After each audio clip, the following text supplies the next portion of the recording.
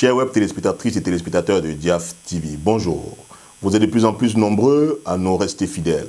Au nom de la rédaction de Diaf TV, je voudrais vous dire notre sincère et profonde gratitude. Aujourd'hui, nous vous replongeons dans l'étape parisienne de la tournée européenne du MRC. C'est dans la salle du barreau de Paris, située aux 2 rues de Harley, dans le 2e arrondissement de la capitale française, que les membres et sympathisants du MRC, qu'avaient rejoint un nombre curieux, s'étaient donné rendez-vous pour écouter le professeur Maurice Kamto, accompagné de son équipe. La rédaction de Diaf TV a immortalisé pour vous ce grand moment d'échange. Nous proposons d'écouter dans son intégralité le discours du professeur Maurice Kamto dans cette salle du barreau de Paris qui, selon ses propres dires, lui rappelle tant de souvenirs. Nous l'écoutons. MRC. Changeons d'avenir dans la paix. Vous avez fait l'école buissonnière. C'est pas limité, il fait moins froid. J'aurais compris si on était en hiver. MRC. Changeons d'avenir dans la paix. MRC. Changeons d'avenir dans la paix. MRC. Victoire. Merci. Chers compatriotes de la diaspora, militants et sympathisants du mouvement pour la renaissance du Cameroun, c'est un privilège pour moi de prendre la parole dans cette belle salle de la maison du barreau, ici à Paris. Privilège, peut-être parce que le choix de la salle en lui-même est un clin d'œil. Vous voyez la symbolique, mais ce n'est pas de symbole dont je voudrais vous entretenir ce soir. Privilège quand je regarde le nombre de participants à cette réunion un samedi soir, après une semaine certainement harassante. Vous auriez dû être auprès de votre famille ou impliqué dans telle ou telle autre activité distractive pour vous relâcher après une semaine de travail bien rempli. Mais vous avez choisi de répondre favorablement à notre invitation et je voudrais vous en remercier chaleureusement du fond du cœur.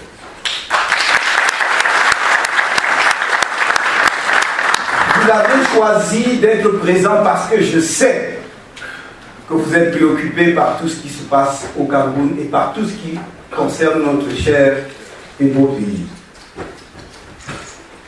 Nous avons entamé la tournée qui nous conduit aujourd'hui à Paris à l'invitation des membres du MRC de la diaspora, comme on vous l'a dit tout à l'heure. C'est l'occasion de nous présenter à vous en chair et en os en quelque sorte, mais aussi dans ce que nous proposons comme offre politique à notre pays et que nous souhaiterions voir réaliser ensemble, parce qu'il ne s'agit pas d'un côté de personnes, femmes et hommes qui ont des idées et d'un autre de gens qui devraient l'exécuter, mais d'un projet que nous devons porter ensemble et mettre en œuvre ensemble pour un Cameroun nouveau. La République nouvelle que nous appelons de tous nos voeux commence par le respect de ce qui existe. Et c'est pour cela que nous avons choisi, dès le départ, parfois sous des colibés, de dire que nous voulons le changement au Cameroun dans la paix. C'est un choix de responsabilité parce que nous sommes convaincus qu'il ne faut pas passer par la case de la destruction pour construire un Cameroun nouveau.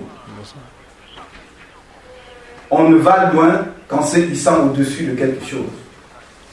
Il faut éviter l'éternel recommencement auquel nous exposent des conflits désastreux sur notre continent. Mais nous avons choisi aussi résolument l'option républicaine, le respect des institutions en place, des autorités en place avec lesquelles nous ne sommes pas d'accord, en tout cas pas toujours. Mais nous pensons, en tant que parti qui a vocation à diriger le Cameroun, qu'il faut respecter ceux qui sont là pour qu'ils vous respectent demain.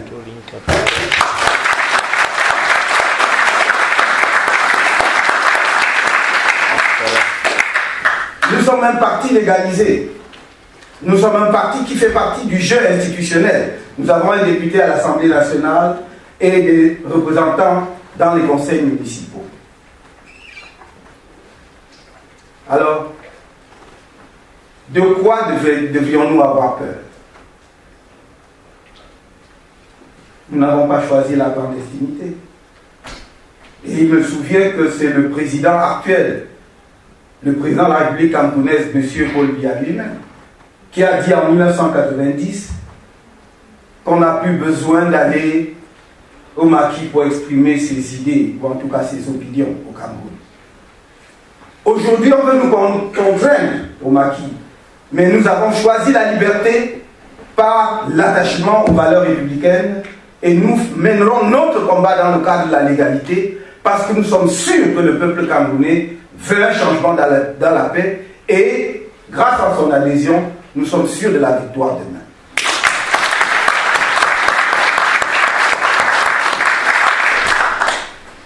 Est-ce manquer du respect aux autorités du Cameroun, à son président, de constater que nous sommes en retard par rapport à des pays de niveau comparable au nôtre sur le continent, que nous produisons encore en 2015 200 000 tonnes de cacao, objectif atteint en 1980 à l'issue du troisième plan quinquennal lancé à Douala en 1975. Nous étions le troisième producteur en Afrique, dans le monde, alors après le Brésil, la Côte d'Ivoire. Et alors que la Côte d'Ivoire produit 1 500 000 tonnes de cacao, le Ghana en produit 750 000 tonnes. Le Nigeria, qui avait abandonné ses plantations, a repris sa production et est à 500 000 tonnes.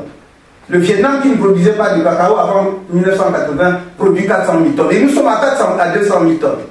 Est-ce manquer du respect à qui que ce soit de relever cela? Est-ce manquer du respect à qui que ce soit de dire que nous avons un déficit de la balance commerciale de 1300 milliards de francs CFA? Est-ce manquer du respect à qui que ce soit, manquer du respect au président de la République de dire que nous sommes à 16 000 tonnes de café, que nous importons pour 600 milliards de francs CFA de denrées alimentaires par an, alors que nous avions la réputation d'être le grenier de l'Afrique centrale? Nous avons des problèmes. Et il ne sert à rien de faire la politique d'autruche. Ceux qui n'ont rien à proposer aux Camerounais, ceux qui n'ont plus rien à offrir, se réfugient derrière des arbustes et ne voient dans les propos de ceux qui proposent des choses pour l'avenir du pays que des séditieux, des gens qui veulent le trouble dans le pays, ou alors qui veulent ternir l'image de marque du Cameroun sur la scène internationale. Mais qui ternit l'image de marque du Cameroun? Ceux qui font des enlèvements extrajudiciaires et font disparaître des Camerounais, ceux qui n'ont jamais retrouvé un des auteurs des assassinats multiples perpétrés dans le pays depuis 30 ans, ceux qui emprisonnent à tour de bras dans des procès toujours contestés. Non, ce ne sont pas ceux qui dénoncent ces méfaits, qui ternissent l'image du Cameroun, ce sont ceux qui perpètrent ces faits.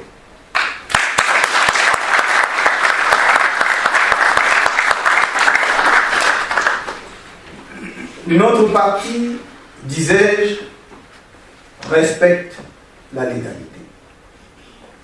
Et si ce n'était pas le cas, vous nous auriez vus dans d'autres postures après les élections législatives et municipales de 2013. Parce que ce fut le comble de la parodie d'élections. Avec des fraudes massives et barbares. Barbares parce que parfois ça s'est perpétré dans la violence. Des fraudes sauvages parce qu'on n'y a mis aucune finesse. Quand on vous dit que nous sommes la quatrième force politique dans le pays, c'est suivant les chiffres officiels. Parce que suivant nos propres chiffres et suivant les témoignages d'adhésion exprimés par les Camerounais à l'occasion de ces élections, nous aurions dû être peut-être en troisième, voire en deuxième position. Mais nous acceptons ce qu'on nous donne. Non pas dans la résignation, mais comme une première épreuve d'apprentissage. Et nous avons appris, et beaucoup, croyez-moi, en 2013. C'est pourquoi, comme on vient de le dire, nous avons dit, parce que nous ne tenons pas à Paris des propos que nous ne pouvons pas tenir à Yaoundé, nous sommes constants, cohérents dans nos propos. Ce que je dis ici, je le dis à Yaoundé, je l'ai dit à Yaoundé. À l'issue des élections de 2013, nous avons tenu une conférence de presse au siège de notre parti où nous avons dit haut et fort que ce qui s'est passé ne se répétera pas, ne se reproduira pas, parce que le peuple camerounais n'acceptera plus que l'on change les résultats des élections et que l'on détourne sa décision, c'est-à-dire son choix.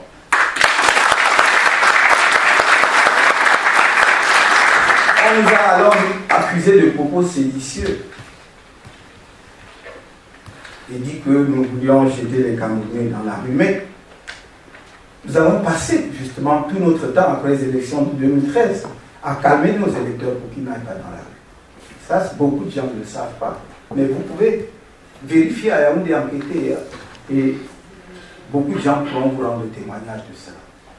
Qui plus est, les Camerounais sont d'autant plus choqués qu'ils ne peuvent pas compter sur le système judiciaire national.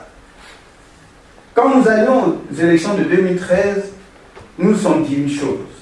L'opposition crie toujours au vol de sa victoire, mais en général est incapable d'en rapporter la preuve.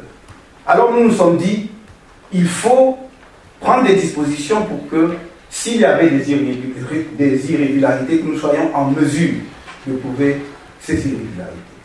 Nous avons donc documenté la fraude. Et nous avons compilé les procès-verbaux. Il se trouve que la plupart de ces procès-verbaux, tous ces procès-verbaux d'ailleurs, étaient signés également par les membres du Rassemblement démocratique du peuple camerounais, c'est-à-dire le RDPC présent dans les bureaux de vote. Et vous avez de nombreux procès-verbaux où il y avait 200 inscrits et 260 votants. Et vous avez des centaines de procès-verbaux de vote dans les casernes militaires, alors que la loi interdit de mettre les bureaux de vote dans les casernes militaires. Dans les postes de gendarmerie, de police, de la garde présidentielle, des chefs traditionnels, des autorités administratives. Ça, c'est la réalité. En 2013, dans la seule ville de Yaoundé, il y avait 18 000 voix dans les bureaux de vote, dans les installations militaires. Et sur les 18 000 voix, 17 000, plus de 17 500 se sont exprimés en faveur, non pas du RMC, mais du RMC. Il y a donc là un problème. Nous avons calmé nos camarades parce que nous étions sûrs de notre fait. Nous avions un dossier judiciaire, en tout cas un dossier de preuves consistant. Nous avions des procès-verbaux d'huissier, des constats d'huissier, la plupart des cas, sur des charters électoraux, sur des gens qui ont fait des votes multiples, sur des gens qui, aux abords des bureaux de vote, tenaient deux sachets en main, avec d'un côté un sachet contenant des coupures de 500 francs, 1000 francs, 2000, 5000, et de l'autre côté des bulletins de vote du MRC et de quelques partis d'opposition quelquefois. Ça, nous l'avons prouvé. Mais quand nous sommes arrivés à la Cour suprême, que nous a-t-on dit? Requête irrecevable. Donc on n'a jamais examiné le fond.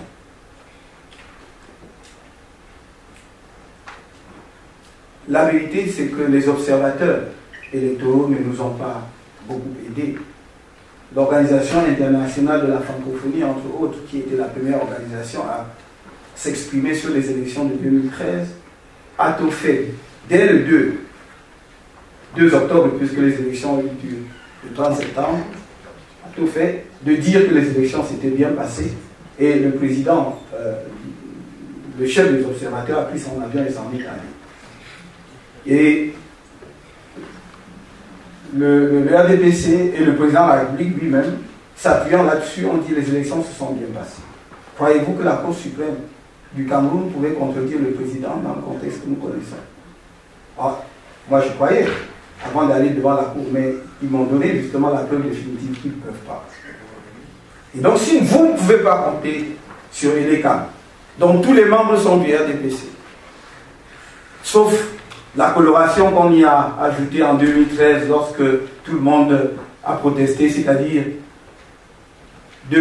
un prélat, un évêque et un pasteur. Tous les autres membres sont du RDPC et d'ailleurs en général du comité central du RDPC. Croyez-vous donc que si on ne peut pas trouver justice auprès de Elecam chargé d'organiser les élections, auprès de la Cour suprême, statuant comme Conseil constitutionnel, organe judiciaire suprême du pays, si on ne peut pas trouver justice, qu'est-ce qui reste au peuple camerounais? De se rendre justice. Et c'est ce que nous voulions éviter. C'est ce que nous espérons pouvoir éviter. Parce qu'un des motifs de notre engagement en politique, c'est d'œuvrer inlassablement pour qu'il y ait une évolution pacifique dans notre pays. Mais ceux qui veulent mettre le pays à feu et à sang ne sont pas ceux que l'on croit. Ce sont ceux qui orchestrent cela. Ce sont ceux qui rendent tout dialogue politique impossible au Cameroun. Qui ont toujours pensé que être attentif aux doléances des autres Camerounais est un signe de faiblesse. Alors que partout ailleurs, c'est un signe d'ouverture, de force et de construction.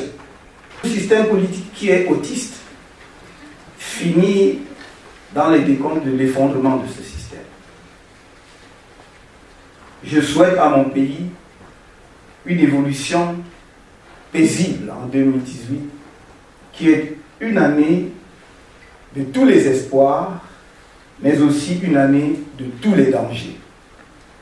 Une année de tous les dangers parce que s'il n'y a pas une révision du code électoral actuel du Cameroun, pour que l'on parvienne à un code électoral consensuel, et on pourrait y parvenir très simplement, nous avons fait des propositions en ce sens, je vais y revenir très brièvement dans une minute. Si on rassemblait autour d'une table l'ensemble des partis politiques représentés à l'Assemblée nationale, plus ceux qui ont des élus municipaux, ils ne dépasseraient pas 15. Donc on peut discuter ensemble des insuffisances du code et arriver à un texte consensuel. Car dans ces conditions, il serait difficile à des formations politiques qui auraient pris part à une telle rencontre, qui auraient approuvé les conclusions de cette rencontre, de dire plus tard, effectivement, que les règles du jeu ne sont pas justes. Il me semble que c'est, pour notre pays, la voie la plus sûre d'obtenir une évolution pacifique. Et c'est pour cela que nous ne cessons d'en appeler non seulement au RDPC, qui est le parti dominant, non pas majoritaire, parce que j'ai toujours douté de ce qu'il soit un parti majoritaire. Il est dominant, c'est une autre chose. Au gouvernement, mais surtout au président de la République, qui du haut de son âge respectable, nous respectons les personnes âgées en Afrique, parce que c'est... Oui, je le dis sérieusement, parce que c'est une marque de sagesse. Et j'ai toujours dit, ce n'est pas la première fois, que s'il voulait rendre service au Cameroun, et rendre service à lui-même en tant qu'homme politique, alors il faudrait qu'il organise les conditions d'une élection juste, transparente et claire en 2018, et alors les Camerounais lui seront gré. Mais s'il échouait à le faire, alors il sera balayé par le vent de l'histoire dans des conditions dont seul l'avenir nous donnera les formes.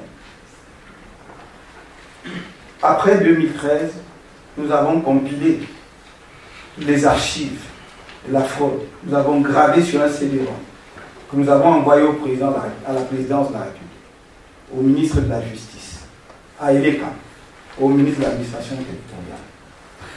Croyez-vous que par simple courtoisie citoyenne ou républicaine, ils ont daigné accuser réception? Non. Qu'est-ce que le MRC? Pour qu'on condescende à lui répondre, ou en tout cas accuser réception de son courrier.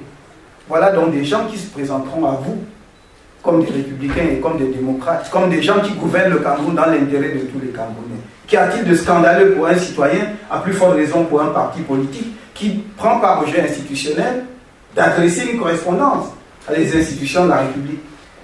La courtoisie élémentaire voudrait dans ces cas-là qu'on en accuse réception. Nous sommes des républicains, eux ne le sont pas. En 2014, lorsque l'on a augmenté le prix des carburants, nous avons réuni notre équipe d'experts qui a étudié le budget de l'État parce que tout le monde était d'accord pour dire que l'augmentation n'était pas la meilleure solution, car l'augmentation du carburant, le carburant est, à l'heure actuelle au Cameroun, l'une des seules modalités de redistribution qui touche tous les Camerounais directement, parce que le reste passe par les projets et les fonctionnaires. Et beaucoup de choses disparaissent le long du chemin. Or, le carburant, ma grand-mère ou mon arrière-grand-mère qui est au village achète le pétrole lampant. Et donc, s'il y a baisse du prix, elle en profite. S'il y a augmentation du prix, elle ressent immédiatement, directement, tout comme le ressent le taximan. Là-bas, il y a le transporteur avec OPEP. C'est pour cela que nous avions dit, en dépit des pressions de la Banque mondiale, car ce n'est pas la Banque mondiale qui gouverne le Cameroun, et ce n'est surtout pas la Banque mondiale et les autres institutions de Bretton Woods qui vivent au Cameroun. Nous avons dit, regardons le budget de l'État, voyons là où nous pouvons diminuer le train de vie de l'État, faire des économies budgétaires pour répondre justement au déficit ou en tout cas à la demande de financement d'environ 200 milliards annuels dont l'État avait besoin. Nous avons fait une étude et nous avons pris simplement 10 rubriques budgétaires, nous avons montré qu'on pouvait faire ces économies. Car il y a par exemple pour 38 milliards de carburant au Cameroun pour l'administration chaque année. 38 milliards de francs CFA. Nous avons pensé qu'on pouvait diminuer. Il y a 120 milliards de consommation, budget de consommation, c'est-à-dire matériel consommable dans l'administration. Comme si on remplaçait les ordinateurs et les photocopieuses chaque année. Nous avons dit, on peut effectivement faire des économies là-dessus, nous avons démontré. Si je vous raconte cette anecdote, c'est parce qu'après avoir préparé ce document, nous avons demandé une audience au Premier ministre, chef du gouvernement, pour lui soumettre nos propositions. Croyez-vous qu'il nous a reçus ou qu'il nous a répondu? Non, il ne nous a pas reçus et il ne nous a pas répondu. Voilà donc la République. Voilà la République démocratique que l'on vous propose. Voilà les républicains qui vont vous dire qu'ils sont démocrates et qui n'ont dans la bouche que les insultes. Dès lors que vous êtes en désaccord avec eux, leur seule proposition au Camerounais, c'est l'injure. Alors, après 2013, après avoir adressé les documents sur les fraudes, et devant le silence méprisant de l'administration, nous avons, parce que la loi nous l'y autorise, ayant un député à l'Assemblée nationale, élaboré une proposition de loi de modification du code électoral, en relevant les points qui posaient problème. Parce que nous pensions qu'il était légitime de jouer le jeu institutionnel jusqu'au bout. Nous avons déposé cette proposition de loi. Elle a été enregistrée, donc nous avons le récépissé de dépôt. La loi fait obligation au bureau de l'Assemblée nationale d'examiner toute proposition de loi afin de décider s'il le soumet à l'examen de la Chambre ou si au contraire il le rejette. À ce jour, le bureau de l'Assemblée nationale n'a fait ni l'une ni l'autre chose. Mais croyez-moi, chers camarades, mes chers amis, le mouvement pour la renaissance du Cameroun est déterminé à mener ce combat. Et il le mènera. Il le mènera parce qu'il tient à épargner à notre pays les affres et les souffrances qu'ont enduré d'autres pays. Si des Camerounais ne veulent pas aller aux élections, faire des élections démocratiques, qu'ils vous disent ce qu'ils veulent. On ne peut pas dire qu'on veut la paix et refuser ce qui permet de garantir la paix. Si le RDPC est donc si sûr de son fait, puisqu'il dirige le pays depuis 50 ans au moins, de quoi a-t-il donc peur? Pourquoi aurait-il peur d'élections libres, justes, transparentes? Mais il devrait être sûr d'eux-mêmes et dire allons-y, et on va vous montrer qu'on tient le pays. Alors, s'ils fignolent, s'ils financent, c'est parce que quelque part, ils savent que avec les Camerounais, il y a un divorce consommé depuis longtemps. Et nous allons faire acter ce divorce en 2018.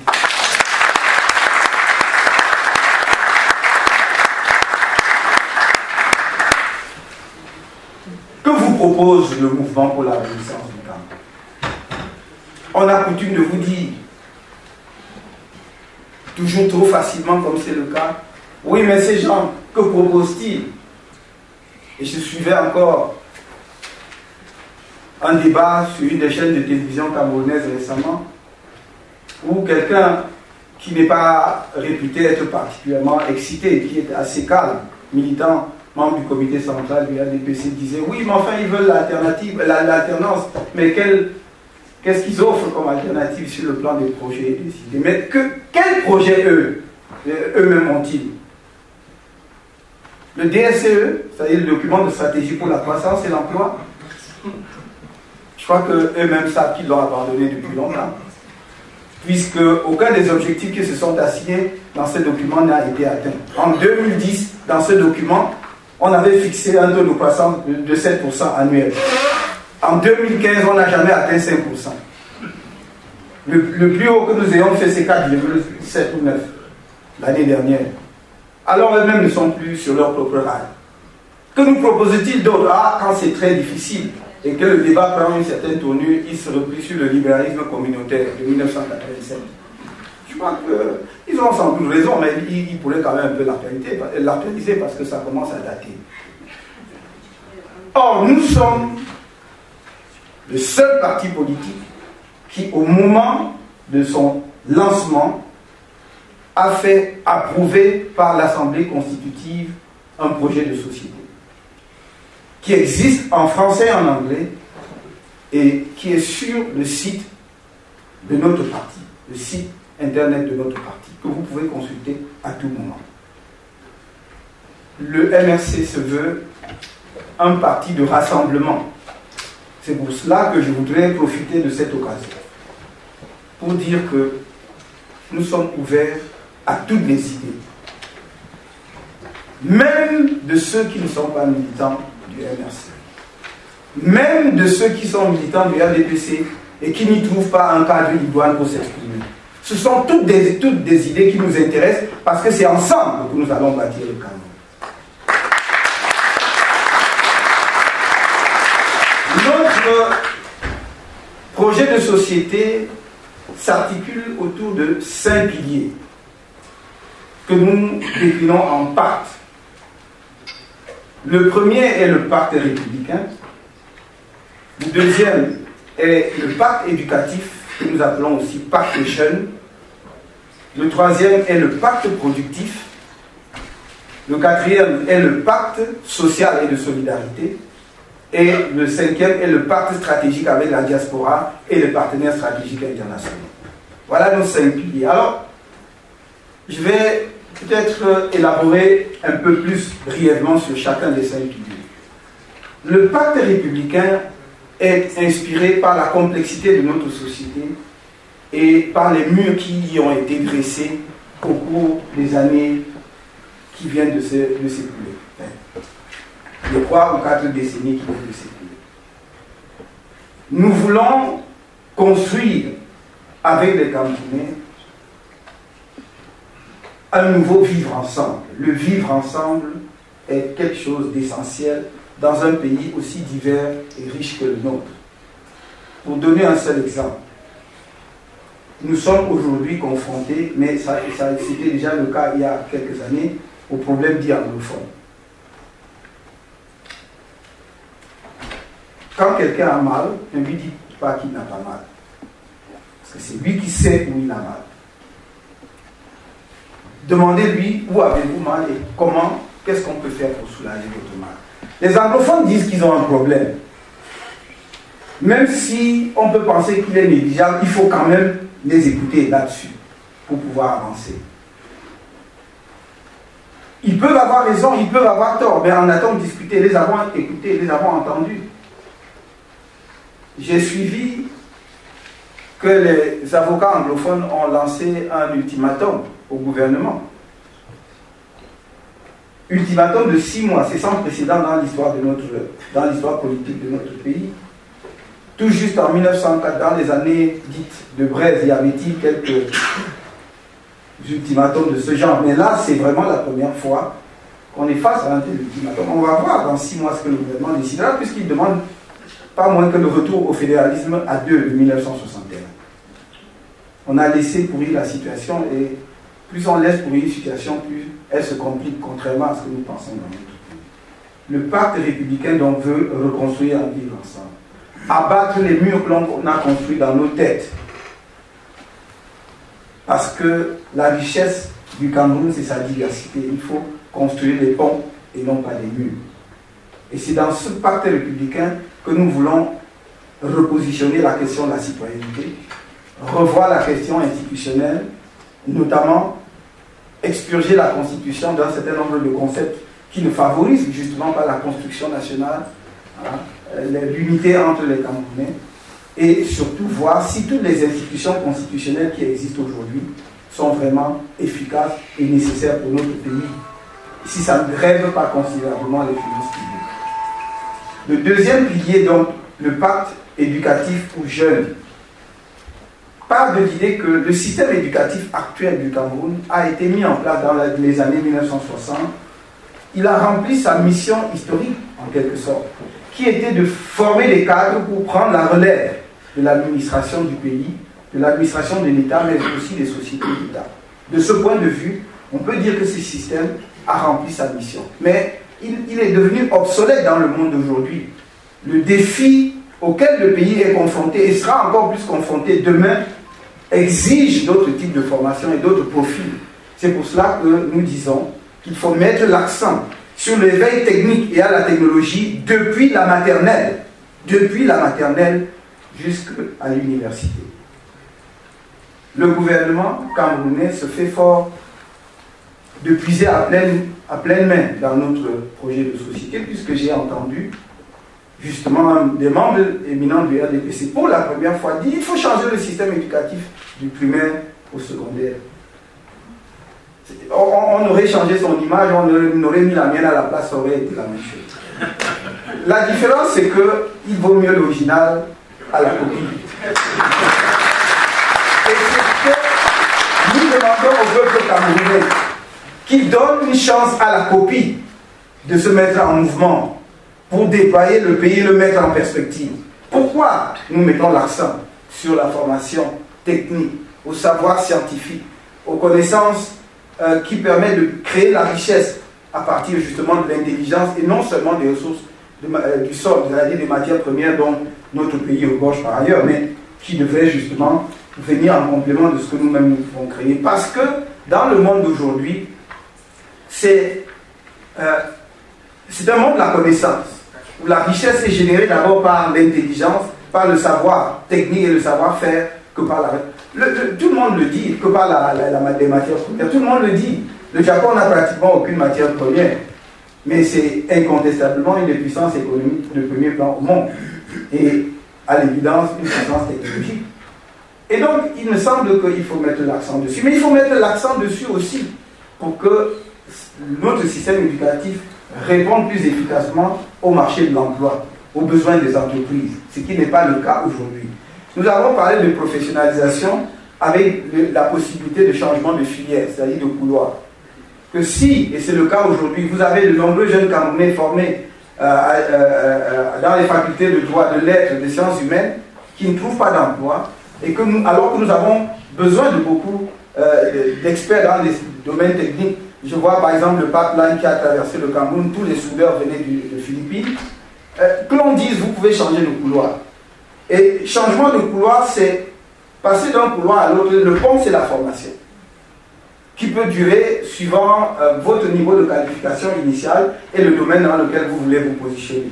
Ayant déjà fait des études universitaires, ça vous prendra toujours moins de temps. Quelqu'un qui a déjà la licence, même en droit, s'adaptera plus rapidement pour faire une formation technique que celui qui part du bac. Et donc ça peut prendre 6 mois, 12 mois ou plus. Vous allez changer de couloir et facilement trouver de l'emploi.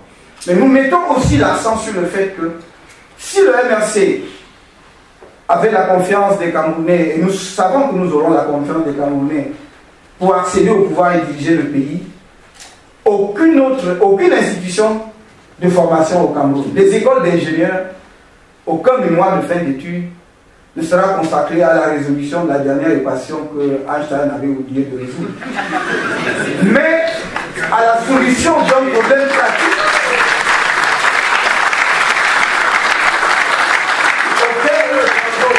auquel la société camerounaise est confrontée. Il n'est pas normal que tout le monde dise que nous perdons à peu près 40% de notre énergie dans le transport. Et que depuis des années, on n'est pas assigné à Polytechnique comme mission, au bout de 5 ans, de trouver une solution. pour ramener ça peut-être à 15%.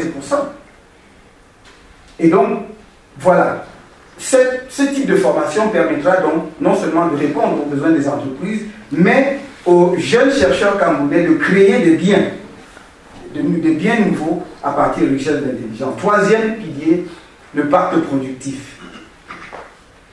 En Afrique, nous aimons le partage. Et chaque fois qu'il y a une grande sœur ou un grand frère qui s'en sort un peu, toute la famille l'envahit, s'installe chez lui.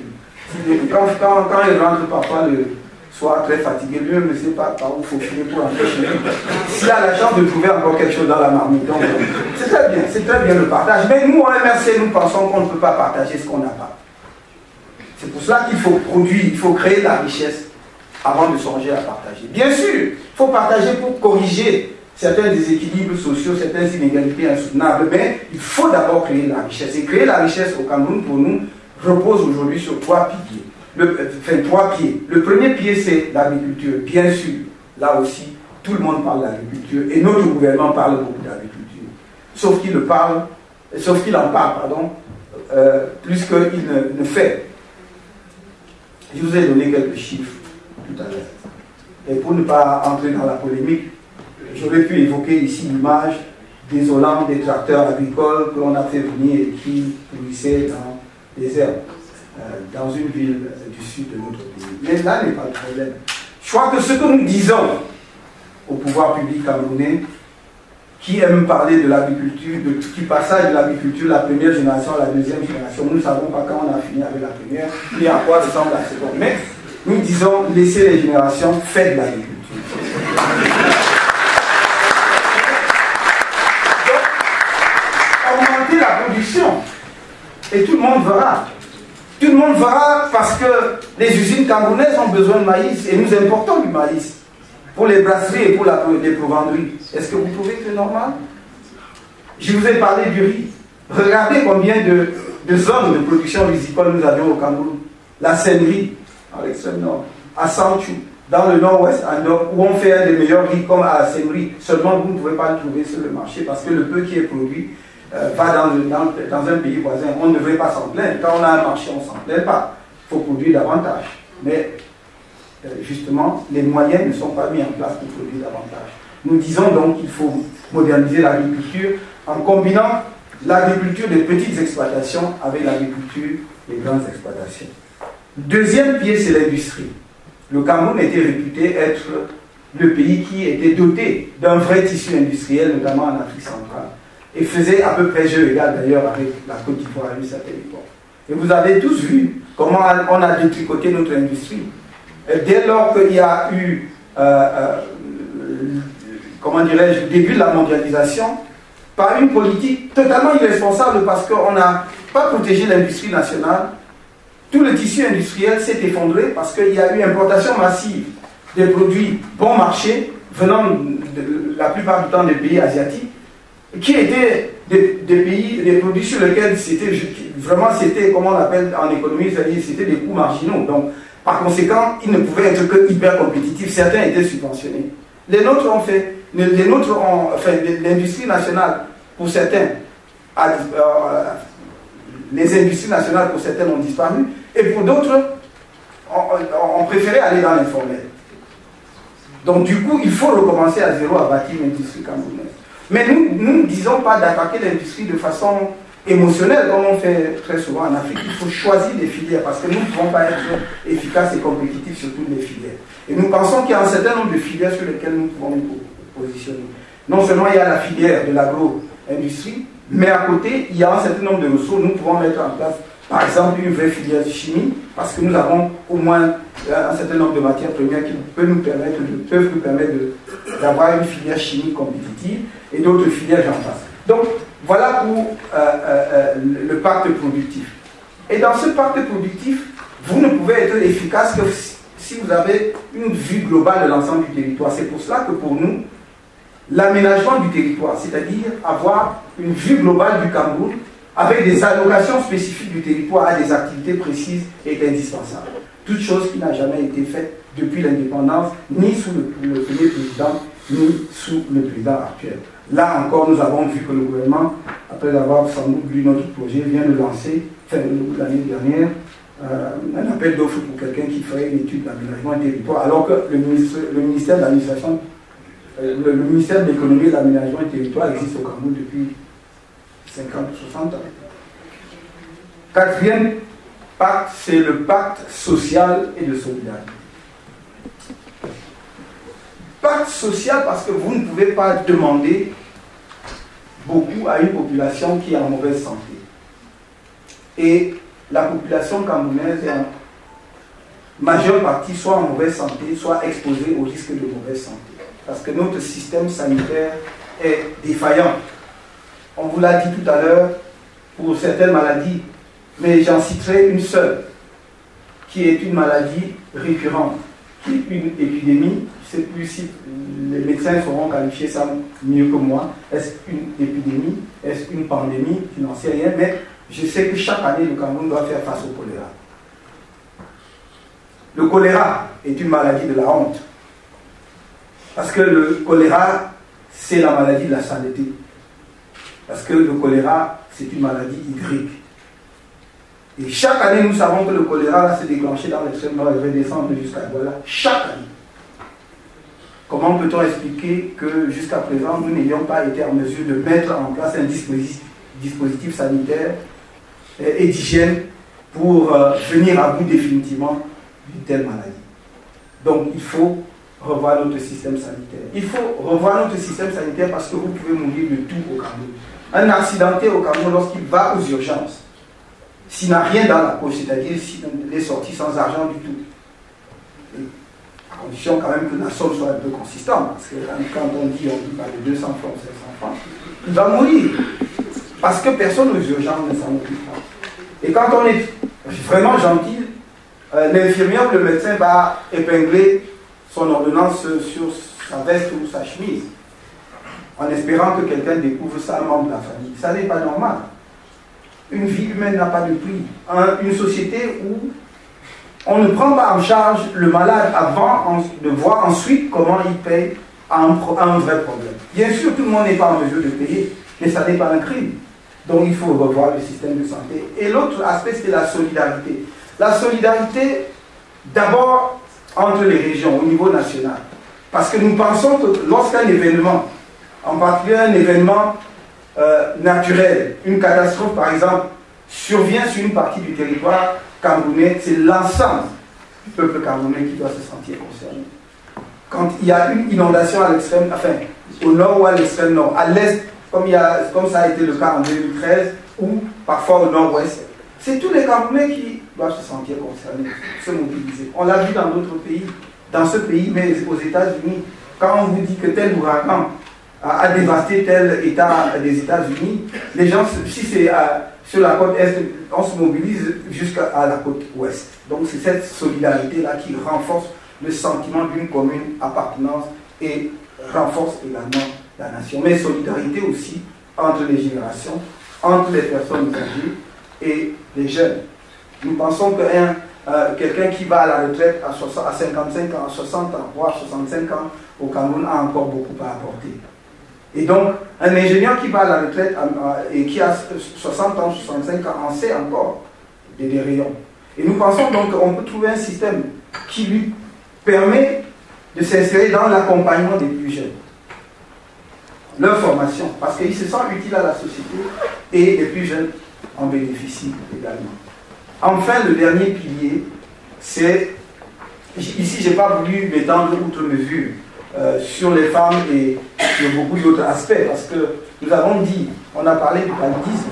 Je pense que je ne m'avance pas trop en disant qu'un gouvernement responsable devrait, à défaut d'avoir une couverture maladie universelle pour tout le monde, avoir une couverture minimale pour certaines affections. C'est-à-dire qu'aucun Camerounais ne devrait mourir, enfin, il peut toujours mourir parce que, bon, après tout, mais je veux dire, aucun Camerounais ne devrait mourir parce qu'il n'a pas eu accès à un traitement de paludisme. Je crois que l'État camerounais peut prendre cela en charge sans que ce soit terrible pour les finances publiques. D'abord parce que l'existence d'un générique diminue substantiellement le coût du traitement, on vient de le dire tout à l'heure.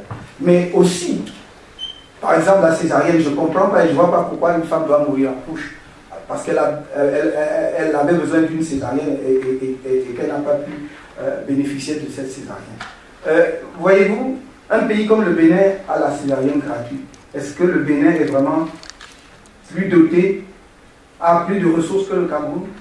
Donc il me semble que ça fait partie des choses que nous pouvons prendre en charge dans notre société. Cela fait partie de la solidarité et de la construction d'un pays où chacun sent qu'il est pris en compte dans la redistribution de la richesse nationale. Donc, le dernier pilier, c'est le pacte stratégique avec la diaspora et les partenaires internationaux. Les partenaires internationaux, il est inutile d'élaborer là-dessus, sauf si on veut poser des questions. Je vous parle depuis très longtemps déjà, je sais que le temps d'écoute est dépassé, mais pardonnez-moi en quelques minutes de dire pourquoi la diaspora est si importante et pourquoi nous en faisons un pilier de notre projet de société. Le Cameroun a la chance d'avoir une des diasporas les mieux formées. Je ne le fais pas par effet de mode, je l'ai dit bien et dit et écrit avant de me lancer dans la politique, tout simplement par observation de ce qui se produit ailleurs. Ici même en France, pendant très longtemps, je ne sais pas ce qu'il en est aujourd'hui, le Cameroun était, après le Maroc, en Afrique subsaharienne, le premier et dans l'ensemble de l'Afrique, le deuxième après le Maroc, pour le nombre d'ingénieurs sortis des plus grandes écoles françaises, que ce soit X, Centrale, Pont et Chaussée et tout le reste. Qu'en avons-nous fait? Je suis allé au Challenge. C'est une réunion annuelle des Camerounais de l'Allemagne. Belle initiative, où j'étais impressionné d'abord par le nombre des participants, mais aussi par la qualité des gens que j'ai rencontrés là. Vous voyez, j'ai croisé X personnes, des filles comme des garçons, des femmes comme des hommes, parfois en jean basket, habillés, négligés. C'est un docteur, c'est un médecin, c'est un ingénieur, aussi parfois dans des domaines où l'aéronautique vient. Et je me suis rendu compte qu'il y avait probablement plus d'ingénieurs camerounais en Allemagne qu'au Cameroun. Ça venait conforter ma thèse selon laquelle la diaspora sera une composante incontournable pour le développement du Cameroun.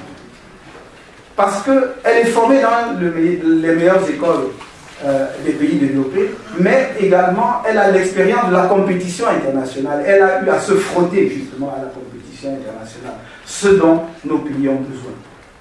Je parlais tout à l'heure du Maroc, c'est le meilleur exemple. Le Maroc, dans les années 70, n'était pas très loin du Cameroun en termes que ce soit du PIB ou d'indice de développement. Il n'était pas très loin, il était devant mais pas très loin. Aujourd'hui, il est carrément de l'autre côté, puisque aujourd'hui, il joue un peu le rôle que certains pays occidentaux jouaient en Afrique, c'est-à-dire c'est un investisseur de premier plan dans tous les secteurs. Et y compris, c'est le pays qui offre les perspectives de formation, d'éducation à nos enfants. Un peu, on prend aujourd'hui, n'est-ce pas, l'avion pour aller au Maroc étudier comme nous on prenait pour venir en France il y a 30 ans ou 40 ans. Donc, c'est dire le saut qualitatif qu'ils ont fait. Mais pourquoi? Parce qu'ils ont su utiliser leur diaspora. Je n'ai pas le temps d'aller dans les détails. Mais ils ont su se positionner et maintenant ils sont dans les segments de la compétition mondiale. Le Maroc a 2 constructeurs automobiles, rien que français. Il y a Renault et Peugeot qui viennent s'installer. Et d'autres pays voyant cela, leur veulent s'installer. Le Maroc est dans le segment de la construction de l'Airbus. C'est-à-dire qu'ils sont déjà à l'ère de l'aéronautique. Alors que, bon, nous, encore on a assemblé quelques vélos, voilà, mais même cette assemblée